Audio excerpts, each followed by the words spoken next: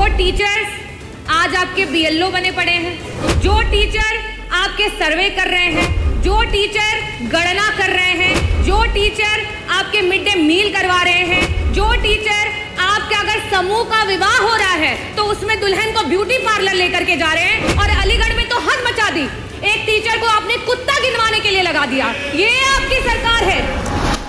चौधरी चरण सिंह जी को नमन करती हूँ और मैं आभार व्यक्त करना चाहूँगी, आपने मुझे बेसिक शिक्षा मंत्री जी से प्रश्न पूछने का अवसर दिया। अध्यक्ष जी, मेरा प्रश्न जो था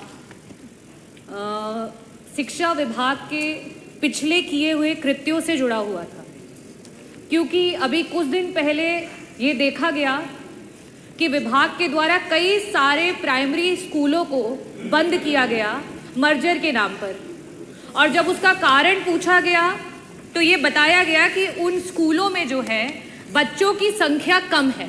तो मेरा प्रश्न जो था मंत्री जी से ये था कि सरकार ने विगत 9 वर्षों में बच्चों की संख्या बढ़ाने के लिए क्या कोई योजना बनाई थी, और अगर कोई कार्य किया था जिससे कि प्राइमरी स्कूलों में बच्चे बढ़ सके तो उस योजना की वजह से क्या लाभ हुआ और कितने बच्चे बढ़े। अध्यक्ष जी, उत्तर जो है वो बड़ा ही निराशापूर्ण है, और उत्तर ये रहा कि कोई बच्चे नहीं बढ़े हैं। और योजना का क्योंकि मंत्री जी ने जिक्र नहीं किया, इसका मतलब कि सरकार ने कोई योजना बनाई ही नहीं कि सरकारी स्कूलों में जहां गरीब के बच्चे पढ़ते हैं, जहां पीडीए के बच्चे पढ़ते हैं, वहां उनको अच्छी शिक्षा दी जा सके।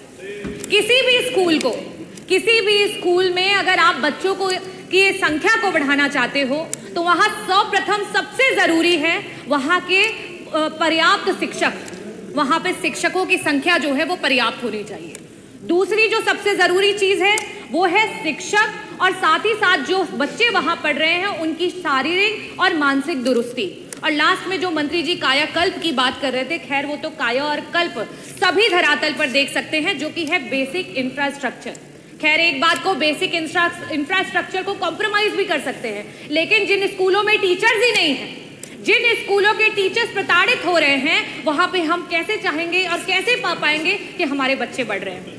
मेरा पहला प्रश्न जो है मंत्री जी से ये है कि आज 9,508 ऐसे स्कूल हैं जो सिर्फ और सिर्फ एक टीचर की वजह से चल रहे हैं, और कई सारे ऐसे स्कूल हैं जहां सिर्फ और सिर्फ शिक्षा मित्र हैं।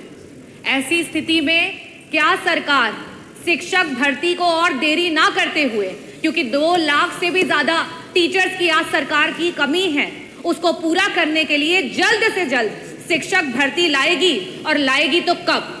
और साथ ही साथ जो हमारे शिक्षा मित्र उतना ही काम कर रहे हैं और उनके पास जो है टेट क्वालिफाइड है, उनका समायोजन करने या उनका मानदेय जो है उसको बढ़ाने के लिए सरकार कब विचार करेगी?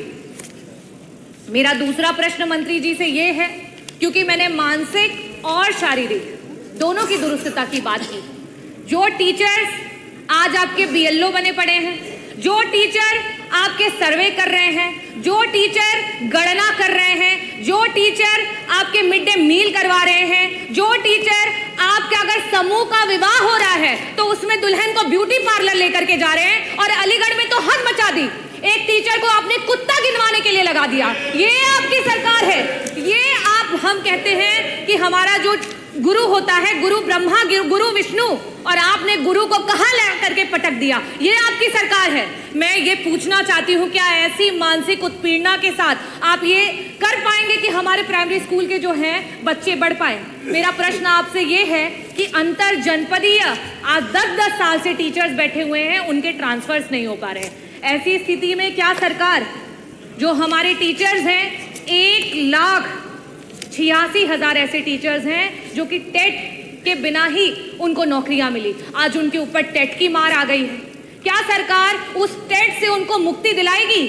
क्या सरकार अंतर जो आपके जनपदीय ट्रांसफर्स है उनकी बात करेगी? और जिस तरीके के व्यवहार को सरकार टीचर्स के साथ कर रही है, क्या उस पर रोक लगाएगी? और साथ ही साथ 35 टीचर और शिक्षा मित्र जो हैं वो मौत की घाट उतर गए। बीएलओ के रूप में वो काम कर रहे थे और उन्होंने आत्महत्या कर ली। इन लोगों के लिए क्या सरकार उनके परिवारों में एक सरकारी नौकरी और साथ ही साथ मुआवजा देने का काम करेगी?